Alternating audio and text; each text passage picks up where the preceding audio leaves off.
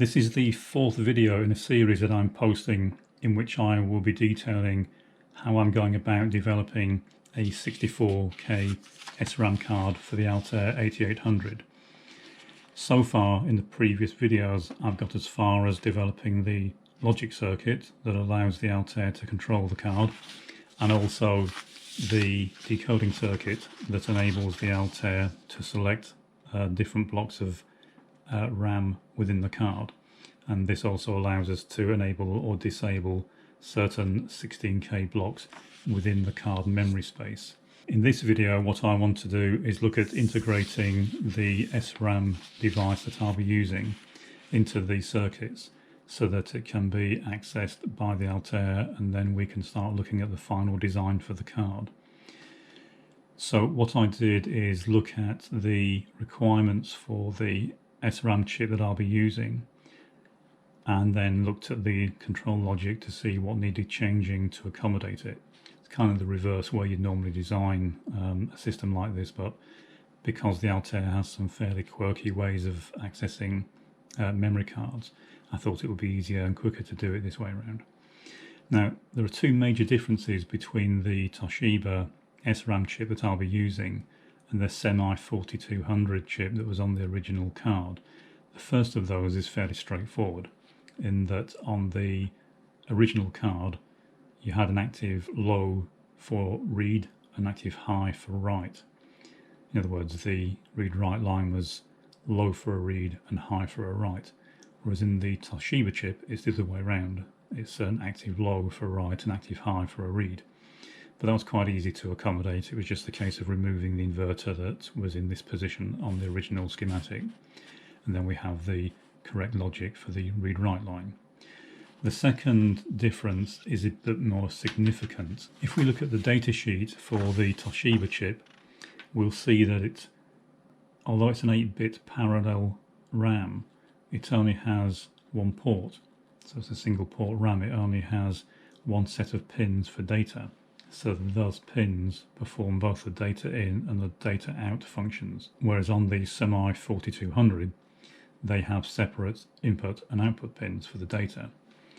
Now, of course, that means that complicates the card somewhat, because we have to make sure that when this chip is outputting data, it doesn't output it onto the wrong part of the system. In other words, we don't want it writing data out onto the bus when the bus is being used by something else. So we need to find a way to isolate that data from the data bus. But then of course we need that data from the Altair data bus to be accessible when we're trying to write to the SRAM. So having a look at it, it turned out to be quite a simple solution. And what I normally do is go back to the basic schematics. As I said in the last video, my preference is to try to simplify the circuit where I can, rather than adding additional logic.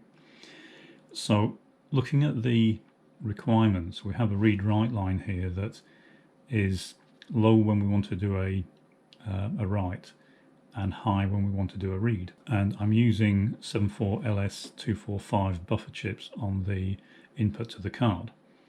And that means that I can actually use those buffer chips, or at least the one that's handling the data bus, and I can couple the control line for that directly to the read-write line, and that will give us the exact control signal to that particular buffer chip that we need. So we'll have a look at the final circuit, and as you can see, this is, although it looks more complicated, it's just really the blocks of schematic that we've had so far, connected together with the changes required. And we can see here that we have the buffer chips, and the two top ones are for address, so they don't need to be directionally controlled. They can just be left active all the time. It doesn't matter if addresses come into the card when the card's not being accessed. But the bottom buffer is the one that's on the data bus, and as you can see, the output enable line is being controlled by the read-write line.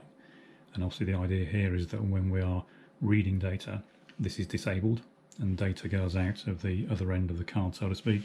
And then when we're writing to the card, this is enabled, and that allows the data to get to the RAM chips. Now, looking at the way that I've implemented the RAMs, as I said in the previous video, there are two, and it will be option for the builder to fit one or both in either position, and then just select which one he wants to use using the switches. The output buffer we'll look at in the next video, but for now I want to look at how the control signals are accessing the SRAM chips, and if the logic that I've put in place actually works and allows us to write to and read from the memory chips. I'll bring up the analyzer in a few minutes, but the lines we're looking at are the control lines that we were looking at previously. So that's the lines coming from the backplane on the Altair. Also, we're looking at the D0 in line, the D0 out line where it comes out of the memory chip. As I said, I'll look at the buffer in the next video. The master chip select line and the chip select line for RAM chip 1, which I explained in the previous video. Also, I've got the analyzer monitoring the output latch, the read-write line, and the output enable line. The output enable is for the output latch. So the latch and output enable we can ignore for this video. The ones we're interested in are the data, the read-write, and the chip select lines. One thing I'll point out here is that for test purposes I've only got address lines 0, 1 and 2 hooked up, and only data line 1, or rather data line 0. The reason for that is because it doesn't really need all the address lines and data lines hooked up at this point for initial testing. I can do that later, but what I'm trying to do here is prove whether or not we can operate the card and that it behaves the way it's supposed to. So I'll get the analyzer connected and then get back on camera and show you what I've done up to this point. So just a quick look inside the Altair before I point the camera at the analyzer. What we have is the original board that I put in here that has the control logic. I've hooked that to the board that has the memory decoding, and now I've got the board that has the memory chip on it. As you can see, I'm only using one memory chip. This is really proof of concept, and there'll be no need to build the entire circuit. I can design that on the CAD system. This is really just making sure that the logic within the Altair is properly connected in such a way that we can write to and read from the RAM chip. Okay, so now we'll have a look at the analyzer and see what signals we're getting from the system. Okay, so we're looking at the logic analyzer screen. You can see that I have configured it to monitor all the signals that we looked at on the schematic, and the analyzer is set to trigger on the chip select 1 line. So anytime we try to access the memory chip, then the analyzer will be triggered and will capture data for all the lines that we're monitoring. So I'll arm the analyzer. At this point all the switches on the Altair are down, so all the address switches are down and the data switches are down. So I'll hit the examine key and that should cause the analyzer to trigger and will capture the various signals for a memory read. If you recall from the previous video, we start the entire process with the sync line going high, and then from that point on the various control lines within the board should be sequenced such that we can read from the RAM chip. The important lines here are the one that I've coloured red and the one in blue.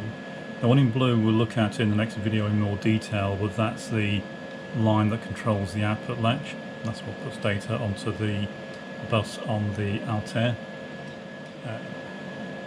So at the moment the Altair's just been booted up, so it's got random data in the SRAM. So I'll rearm the analyzer. I'll make sure that the data naught switch is down, and then I will hit the deposit key. So again you can see that we access the memory chip.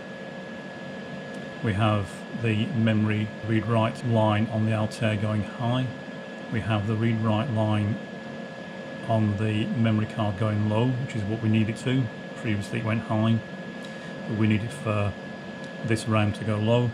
The data 0 input is going low because the switch is in the down position, and then our master chip select line is going low, closely followed by the chip select 1 line, because the address that we are trying to access is triggered by the decoder circuit. Okay, so in theory we should have deposited a 0 within the RAM chip. So I'll rearm the analyzer, hit examine, and the important line here is the red one. This is the data outline. So this is the data coming directly out of the RAM chips. That's this line here where it comes straight from the output of the RAM. In this case, because the read-write line is in the correct state for read, which is high, then the input buffer is disabled and we're not getting any data coming in through here. So this data that we're looking at is coming out of the memory chip. The point we're looking at, the Altair is a bit weird in this manual mode where it does things several times, but the important bit is at the end where the latch line will latch data into the output latch on the last falling edge that we see on the screen. So in this case, as the blue line is falling and the data value is 0. So in other words, we're latching a 0 value out onto the data bus. I can't show you this on the Altair because I don't currently have the output buffer hooked up to the data line. So although we can see it on the analyzer, because it's looking at the line directly, there's nothing feeding data out into the display of the Altair.